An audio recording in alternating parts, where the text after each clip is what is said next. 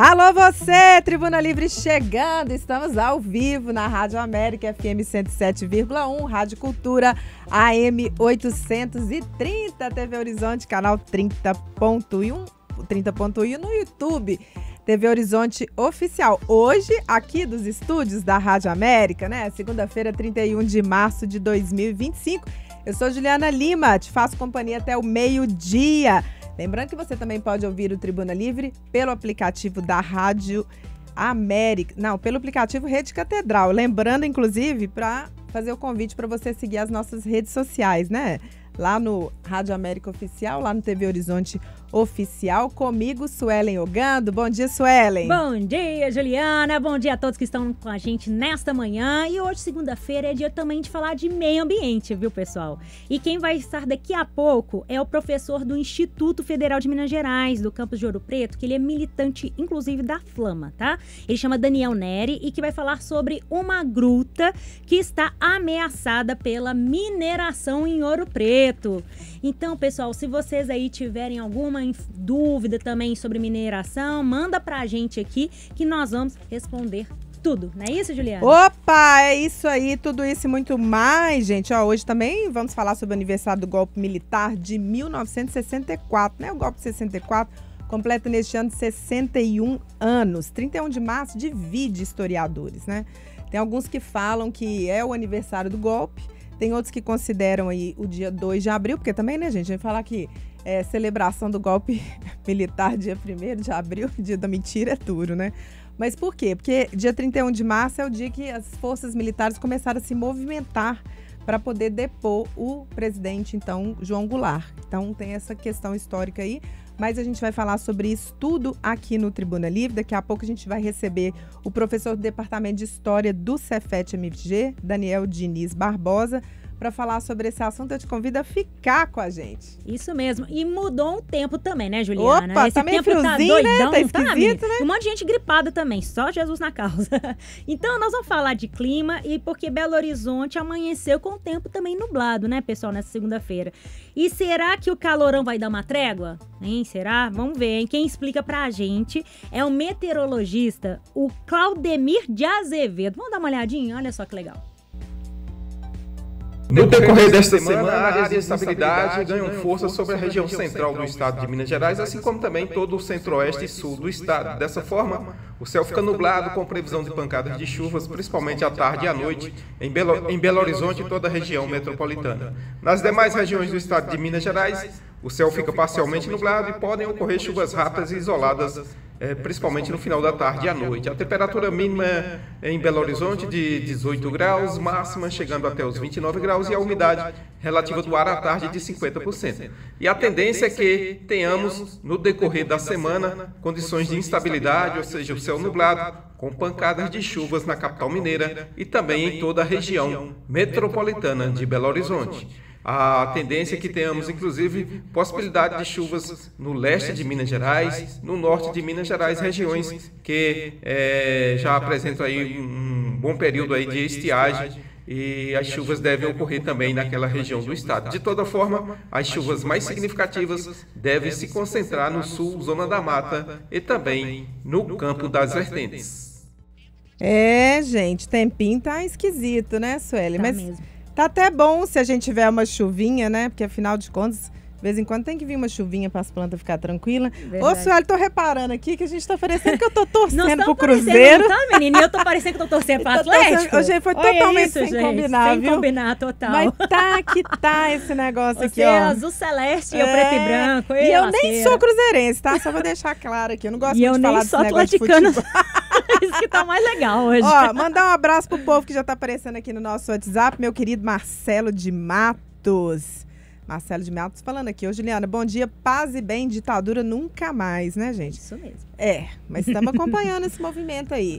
Inclusive, lembrar que nesse domingo, né, várias capitais do país tiveram manifestações aí contra a anistia. A gente está acompanhando o Supremo Tribunal fazendo, né, todas essas movimentações, processando, julgando as pessoas que cometeram os atos golpistas do dia 8 de janeiro, né? Então, assim, ditadura Tá mais presente do que nunca esse assunto. E por falar nisso, Juliana, ontem a Praça 7 estava lotada, né? De várias pessoas dos movimentos partidários e movimentos sociais também, para falar sobre isso, né? Tem uma pressão muito grande, né, da sociedade para que não se anistie as pessoas que cometeram os atos de 8 de janeiro. Daqui a pouco a gente vai trazer um pequeno balanço aqui do que aconteceu, gente. Porque, assim, mais de 500 pessoas foi oferecido você fazer um termo, fazer um curso de democracia e liberar desse processo, né? Agora, 200 e poucos, daqui a pouco eu trago o número exato, não quiseram. Então, assim, querem ser julgadas mesmo e pagarem com as consequências dos seus atos. Tipo um mártir, né? Mas daqui a pouco a gente fala sobre esse assunto. Minha querida Cleidmar Gonçalves, lá de Nova Lima, tá falando: ô Ju, Suelen, Deus abençoe vocês. Tô aqui costurando e ligadinha em vocês. Ô Cleidmar, você sabe que hoje eu fiz uma pontinha lá, Juarez Elisiário me chamou para falar no Dedo de Prosa sobre Tribuna Livre. E aí, a Maria de Fátima, que estava lá assistindo o programa, falou de você. Falou, eu fico acompanhando os comentários, a Cleidmar fica mandando foto de comidas, as comidas gostosas que ela tá fazendo lá no almoço. Ô, Cleidmar, você foi lembrada, hein? Você tá famosa também, hein? Um beijão pra você, querida. José Jorge Pereira, lá do Eimar, também falando, ô, Juliana, bom dia. Toda a equipe da Rádio América e TV Horizonte. Vai mandando seu recadinho pra gente aqui no 99412-2179. Olha só, para você que está na TV Horizonte, a Suelen Ogando chega agora com as principais capas dos jornais desta segunda-feira.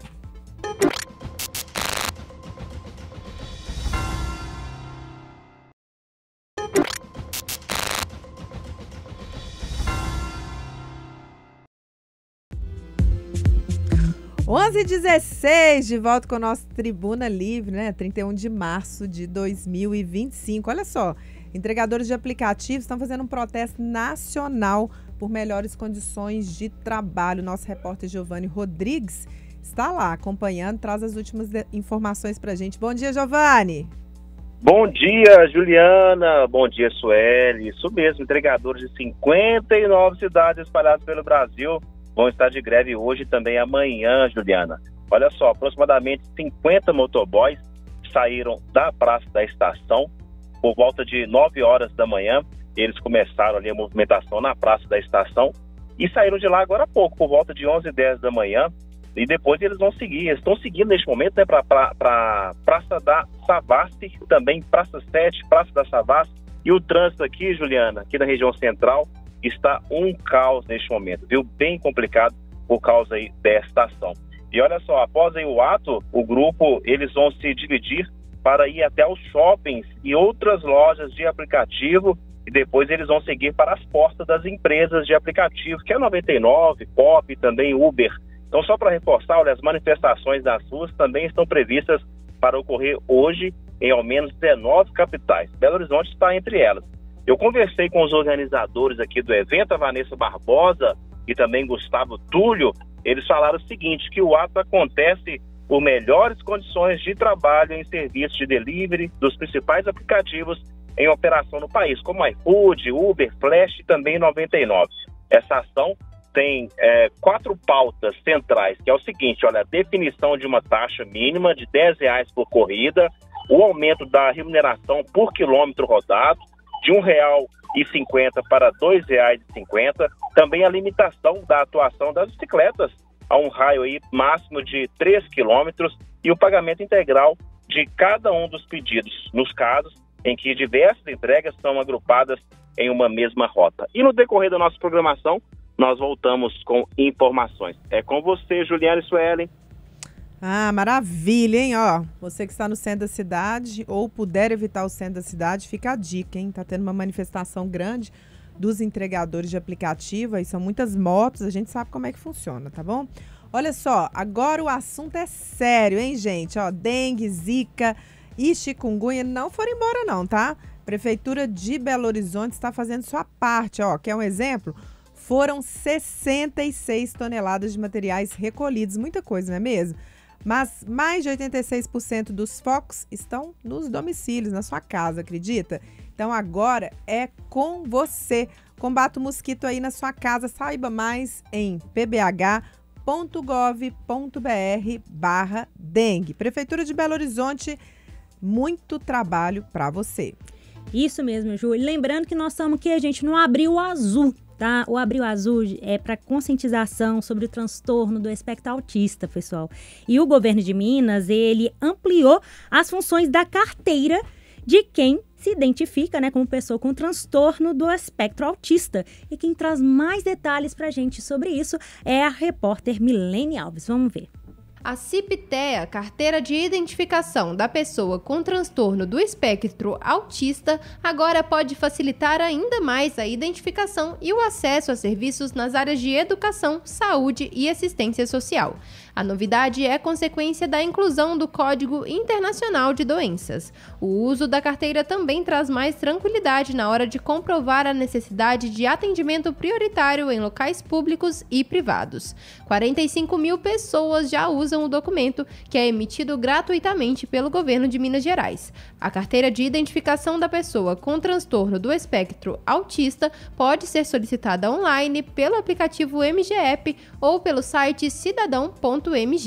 Para aqueles que optarem pelo atendimento presencial, o documento pode ser emitido nas UAIs, Unidades de Atendimento Integrado mediante agendamento. A lista com todos os documentos necessários está no site mg.gov.br. Repórter Milene Alves. Gente, muito bem. Inclusive, lembrando, né, Suelen, dia 2 de abril é o dia de conscientização do autismo. Isso. E a gente vai fazer um quadro do programa, né, com 2 entrevistadas aqui, inclusive com a Rayane Reis, que é uma mãe de autista. Ela tem um livro muito legal. Minha irmã, que é psicóloga escolar, ela falou: isso mudou completamente minha vida quando eu li esse livro. É um livro simples, que fala assim: o mundo não vai parar porque seu filho é autista. Sim. Então, quarta-feira a gente vai fazer esse programa, e você que tiver alguma dúvida aí, vai mandando pra gente, 994122179. Olha, você que está conosco pela TV Horizonte, Sueli Ogando chegando mais dicas agora.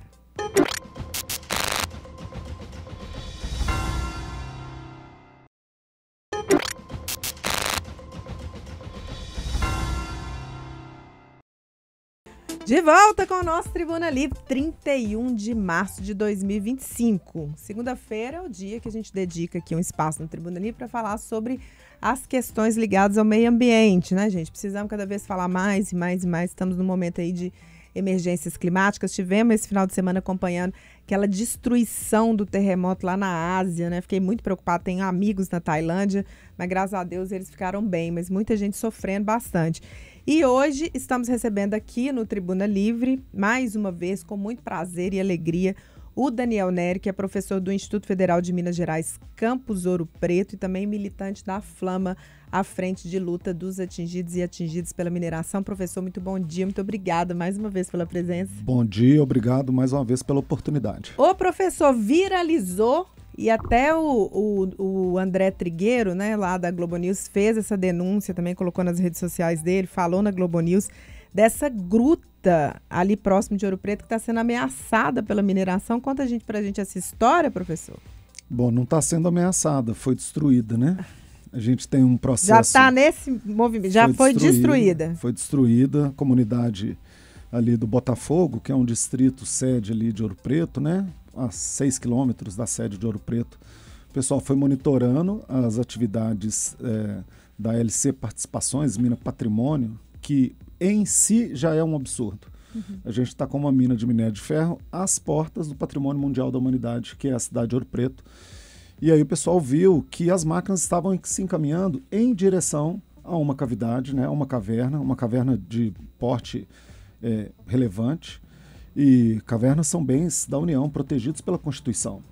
E aí eles chamaram a polícia foi até lá, as máquinas pararam, mas durante a noite elas avançaram e destruíram a caverna. Meu Deus. E aí o que está por trás disso? Essas cavidades, elas servem de proteção, vamos dizer assim, espontânea, natural para um determinado território, porque onde tem cavidade não pode ter mineração. Eles não mencionaram a presença dessa cavidade nos estudos, no estudo de impacto ambiental e no relatório de impacto ambiental, e aí eles foram lá e tentaram destruir a caverna. Bom, houve toda uma intervenção, né? A Polícia Ambiental depois voltou, o Ministério Público entrou na história, a FEAM-SEMAD, que é o governo do estado, o órgão licenciador, fez um embargo ridículo, porque não paralisou as atividades, não pediu qualquer... A FEAM? A FEAM e a SEMAD, que é o órgão licenciador do governo do estado. e apenas determinou que as máquinas se mantivessem a 250 metros de distância da cavidade que já havia sido destruída. Deixa eu fazer um parênteses aí, que a gente pediu ao Ministério Público uma resposta e o promotor de justiça Emanuel Levenhagen, estou imaginando que é assim que fala o nome dele, informa que assim que recebeu a representação da Sociedade Brasileira de Espeleologia, no dia 26, quarta-feira, determinou a ida imediata da equipe do Núcleo de Crimes Ambientais do Ministério Público para fiscalizar a atuação da mineradora. E aí, professor? Não, e aí, bom, agora a gente está correndo atrás, né? O movimento social, né? A SBE, que é a Sociedade Brasileira de Espeleologia, foi quem fez a denúncia e que fez com que essa notícia ganhasse amplitude nacional. E agora a questão é, existem outras cavidades onde a empresa pretende minerar? Elas estão protegidas? Elas estão mencionadas nos estudos? Não estão. Então a gente está aguardando que essa obra, que essa planta de mineração que acabou de iniciar pare, que as atividades parem, que sejam requeridos novos estudos e que isso só possa ter continuidade, pelo menos, no mínimo, se a gente tiver estudos realmente confiáveis, porque, obviamente, está claro que os estudos que foram apresentados não são. E a prefeitura, como é que fica isso? A prefeitura de Ouro Preto, qual que é o papel dela mediante isso tudo, professor? Bom, primeiro, o silêncio ensurdecedor. A Prefeitura de Ouro Preto não se manifestou. A gente teve reunião do CODEMA, que é o Conselho de Meio Ambiente, na sexta-feira. O secretário de Meio Ambiente se recusou a acrescentar um ponto de pauta para a gente discutir essa situação.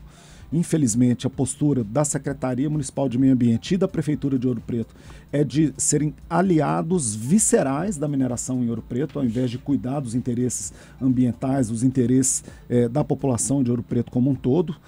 E isso estava na mão da prefeitura, né? Entendi. A prefeitura não licencia, mas a prefeitura dá carta de anuência. Sem carta de anuência, a gente não teria essa atividade de mineração predatória que está na porta da cidade de Ouro Preto e que agora cometeu um crime ambiental gravíssimo, destruindo essa cavidade. O Paulo César Farias, Paulo César Jardim, hoje minha cabeça tá lá no passado. Nosso coordenador de jornalista falando aqui, o nome certo do promotor Levenhagen. Espero falar certo dessa vez. O professor ficou me chamando a atenção uma coisa aqui, né? Beleza, entre aspas, né? Beleza. Quem tinha que colocar, quem tinha que pensar nessa gruta, não colocou isso. Agora, Prefeitura de Ouro Preto também, que é quem sabe mais do território, ou que deveria saber, né? Das suas especificidades, também tem acesso a esse documento de mineração. Também não deveria alguém olhar e falar assim, peraí, esse negócio aqui tá esquisito, essa região aqui tem isso, né? A gente não espera isso, essa visão, né, de quem realmente conhece o território? A gente espera se essas pessoas estão preocupadas com a questão ambiental. A Prefeitura de Ouro Preto está preocupada, e eu não estou inventando, tá? Não estou criando história, não é narrativa, é só ir no Instagram da Prefeitura de Ouro Preto. No Instagram da Prefeitura de Ouro Preto, você vê, infelizmente, o prefeito Ângelo Osvaldo, o tempo todo, divulgando, fazendo propaganda de mineradora, sabe? De empresas ligadas à mineração. Então, existe um tipo de associação que eu considero como um lobby, um verdadeiro lobby. A exemplo do que a gente vê no governo do estado de Minas Gerais, a gente tem na Prefeitura Municipal de Ouro Preto nenhuma preocupação com a questão ambiental. E aí, bom, entrega-se os estudos, eles, obviamente, não fazem a parte que deveria ser feita, e aí o resultado está aí, Ouro Preto. É uma notícia negativa em nível nacional, como a gente viu esses dias. Temos uns detalhes interessantes nesse caso aí, né, que chamam muita atenção. O dono dessa mineradora, né? Quem é essa mineradora? Vamos contar para o povo aqui. Então, um dos donos dessa mineradora, LC Participações, é também um dos donos de uma empresa que ficou muito conhecida aqui em Belo Horizonte, que é a Fleurs Global. E ela ficou conhecida por causa da mineração assombrosa, assustadoramente predatória na Serra do Curral. Se algumas pessoas que estavam mais ligadas a esse assunto vão se lembrar, é a pessoa que fez umas ameaças por WhatsApp à secretária estadual de Meio Ambiente, numa treta, vamos dizer assim, numa trama muito assombrosa, muito assustadora entre governo do estado e mineradoras na Serra do Curral. E aí, bom, quando a gente foi ver quem são os donos, né, um dos donos dessa empresa é justamente essa pessoa que está aí, né, aproveitando do espaço que é dado no processo de licenciamento ambiental totalmente desregulado, totalmente frouxo, para poder promover esse tipo de expansão da fronteira mineral no nosso estado, na cidade de Ouro Preto, que vem sofrendo duramente com pequenas mineradoras, com as grandes mineradoras de grande porte, as mundiais, em todos os níveis. Ô, professor, e também lembrando aqui um caso aqui que nós já falamos aqui no Tribuna Livre, que é a Gruta da Lapa, né, que também tem alguma relação com essa mineradora aí. Lá em Antônio Pereira, conta pra gente essa história. Então, não é essa mineradora, mas o cenário é exatamente o mesmo. A Gruta Nossa Senhora da Lapa é um santuário que tem no distrito de Antônio Pereira, muito querido pelos devotos, pela população de Antônio Pereira, pela população do entorno ali de Mariana, das cidades, dos distritos vizinhos, e que já foi ameaçado uma vez por uma mineradora chamada Leão de Ferro Mineradora, em que o prefeito Ângelo Osvaldo, na surdina, sem passar por nenhum conselho, deu uma carta de anuência para o início da mineração bem embaixo do santuário. Bom, isso foi um escândalo, né? Foi um absurdo. O prefeito se enrolou todo, desmentiu, falou que não foi ele. Nós, inclusive, fomos chamados no cantão aí com esse trem, né? Até nas redes sociais nós fomos parar aí do prefeito falando que a gente não deu direito de resposta. Que não sei o que era mentira e aquilo tudo. Bom, o frigir dos ovos é que ele foi lá e tirou a carta de anuência que ele havia dado, e aí esse processo de mineração parou. Só que agora ele voltou. E aí eles agora estão fazendo o processo de uma forma um pouco mais dentro aberta para a população, transparente. Mais aberta. E aí o santuário da Gruta Nossa Senhora da Lapa tem um conselho consultivo. E aí esse conselho consultivo foi convidado a fazer uma análise do pedido de licenciamento ambiental dessa mineradora Leão de Ferro. Tem a reunião na semana que vem, a gente vai estar lá, né, para convencer aos conselheiros, né, desse conselho consultivo. E agora é a hora, né, da população de Ouro Preto, né, da população do entorno, se reunir, a comunidade católica também, fazer aí, o que cabe, professor? Abaixo-assinado, manifestação? Qual é a melhor movimentação, né? Isso, cabe acompanhar a movimentação, participar dessa reunião, convencer as pessoas, os conselheiros, né, e pressionar a Prefeitura de Ouro Preto a não permitir mineração a qualquer custo, a não permitir mineração em qualquer lugar. Para vocês terem uma ideia, esse processo de licenciamento, esse pedido dessa mineradora Leão de Ferro, fica a 50 metros da casa das pessoas em Antônio Pereira. Puxa. Tem casa das pessoas de um lado da rodovia, eles querem fazer uma cava do outro lado da rodovia. Não bastassem todos os problemas que a população de Antônio Pereira sofre, com a mina de Timbopeba da Vale, com a barragem de Doutor, também da Vale, com o processo de descomissionamento, com as máquinas, com o trânsito de carretas, doenças de cunho respiratório, sistema nervoso, doenças de pele. E agora eles querem colocar uma mina que vai extrair 300 mil toneladas de minério por ano em cima da cabeça das pessoas de Antônio Pereira. E depois que implanta é difícil demais. A gente já viu isso em várias outras cidades, então o movimento tem que ser antes da coisa acontecer. E a gente sabe que existe uma dificuldade real, né, de mobilização das pessoas, mas tem que ser, gente, a hora é agora. Ô, professor, tem hora que eu paro e penso assim, gente, a gente não está dando conta de acompanhar esse tanto de coisa que está acontecendo no estado, que é enorme, né, 853 municípios, com relação às questões ligadas à mineração. E aí, professor, às vezes as pessoas têm dificuldade de entender isso, né? Porque os ativistas, gente, eles têm a vida deles também. Eles têm os empregos deles, né? Eles têm que pagar conta e tal. Então, assim, não dá para ficar só nas costas de quem entende do problema, não, né? Você também tem que fazer o seu movimento, seguir as comunidades, né? Assinar os abaixo-assinados, né? Fazer manifestação, porque senão o negócio fica assim, desse jeito. Aí depois vai falar, implantou, não tive nada, não fiquei sabendo. É isso aí, né, professor? Por aí, né? É por aí. A gente está em Minas Gerais num processo que a gente chama de expansão da fronteira mineral. O Brasil como um todo vem passando por um processo que a gente chama de reprimarização da economia. A gente não vê a economia brasileira desenvolvendo no campo industrial, né, desenvolvendo no campo da tecnologia, no campo da inovação. A gente só vê extrativismo, a gente só vê monocultura. Então, fica difícil. Com uma política ambiental muito frágil. E aí a gente precisa mesmo convocar a população para nos ajudar. Mais uma vez a gente recebe aqui no estúdio da Rádio América, agora também para a TV Horizonte, o professor Daniel Neri, que é do IFMG, Instituto Federal de Minas Gerais, Campus Ouro Preto, militante da Flama, à frente de luta dos atingidos e atingidos pela mineração. Professor, muito obrigado mais uma vez. Olha, para você que está na TV Horizonte, a gente vai para um breve intervalo, voltamos já.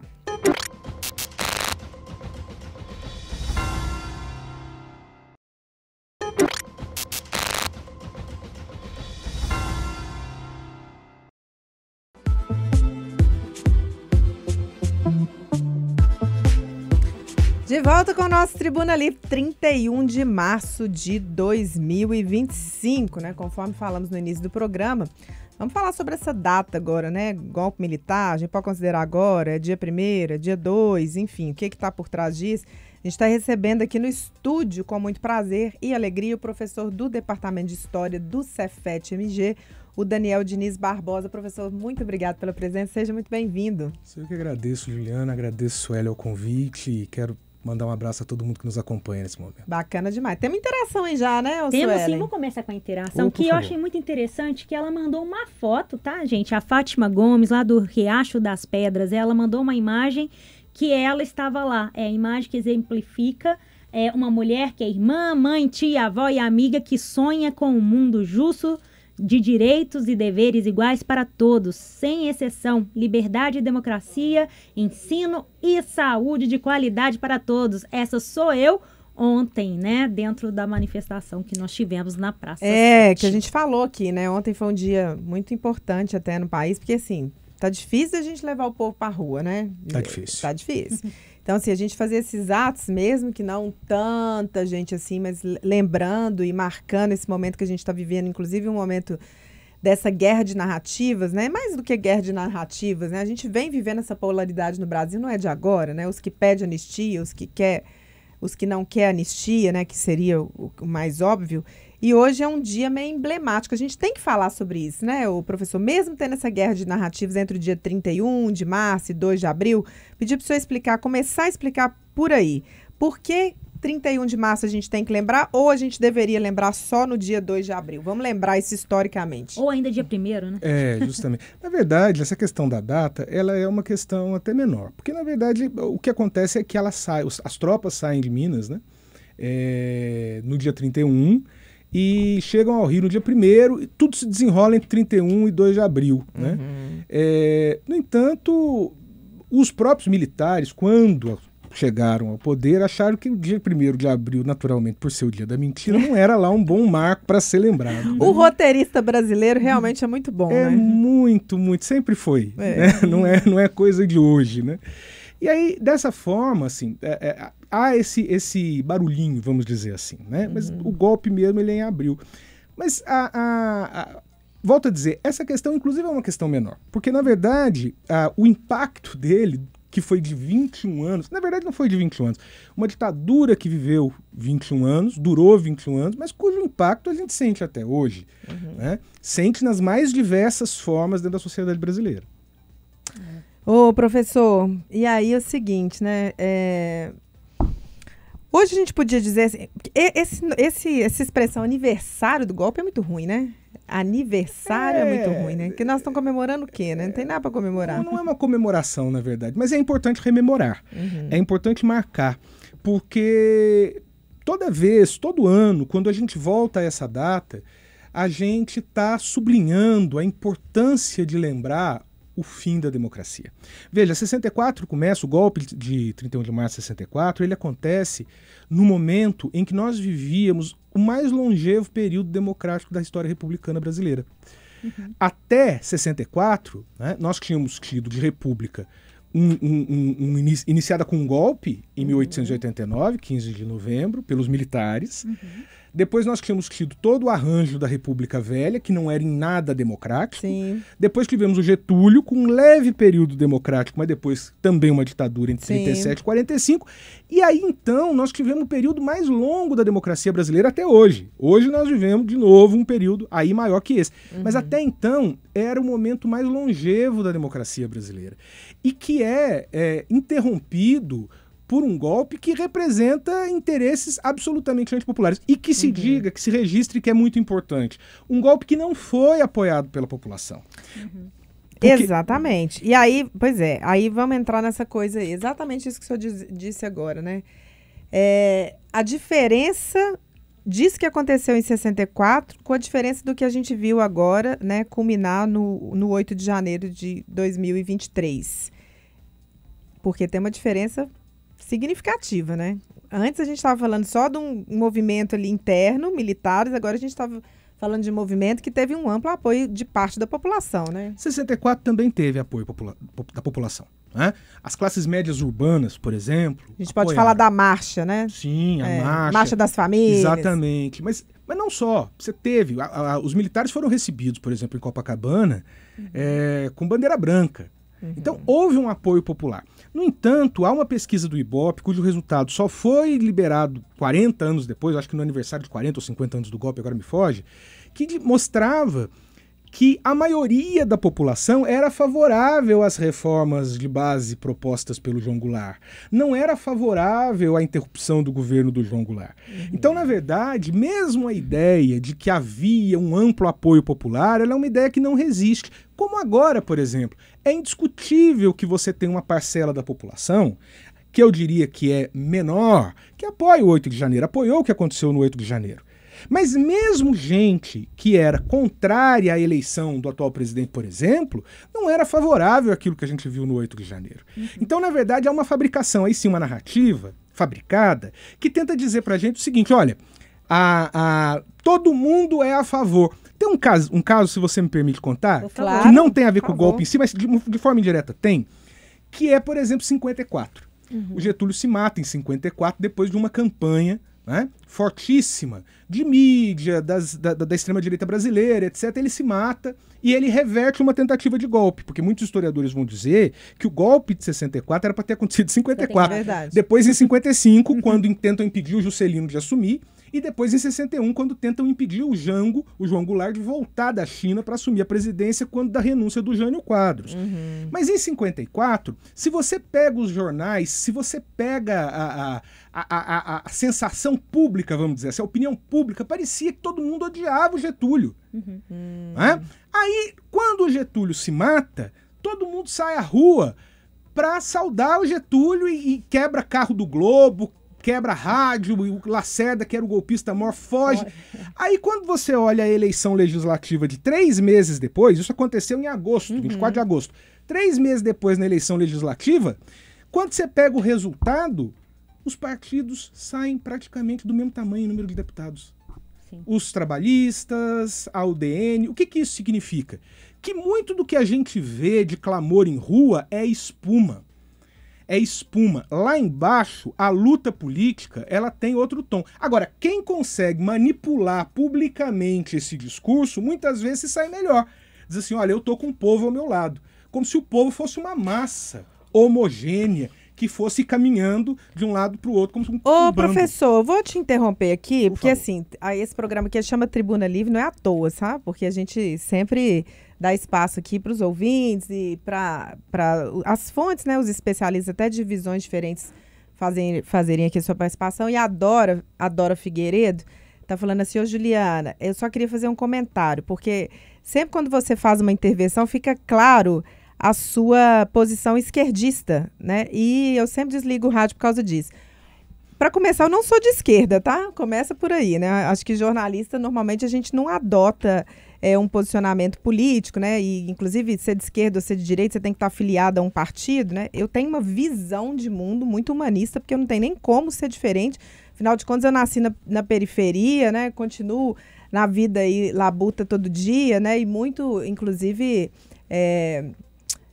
ligada a essas questões, né, da desigualdade brasileira. Mas aí, professor, esse assunto incomoda porque parece que a gente está defendendo o que é certo, ou o que é real, ou o que é a narrativa que precisa ser dita, parece que a gente está em contra uma outra visão. O senhor concorda com isso também? E deixa eu só aproveitar também e já emendar uma também, é que no meio desse sanduíche todo nós temos também os vieses também de questões artísticas que foram caladas. Nós tivemos o filme, inclusive, Ainda Estou Aqui, que retrata muito esta época. Então, como a gente pode avaliar todas essas duas perguntas, por favor? Eu acredito que, na verdade, assim, há um equívoco de achar que quem defende a democracia é de esquerda. Sim. Né? Deveria ser o discurso de todos, né? Então, assim, se direita, se esquerda, se centro, a democracia ela é um pacto coletivo em favor do bem comum. Talvez ela tenha problemas. Sim. Né? A nossa tem muitos, inclusive, a gente pode até falar deles aqui, inclusive vinculado às próprias heranças da ditadura. Mas a democracia ela é um bem coletivo. Ela é o maior patrimônio que hoje a gente tem. Foi muito difícil conquistá-la. Foi muito difícil conquistá-la. E foi conquistada à base de muita luta social, à base de muita rua, à base de muita pressão.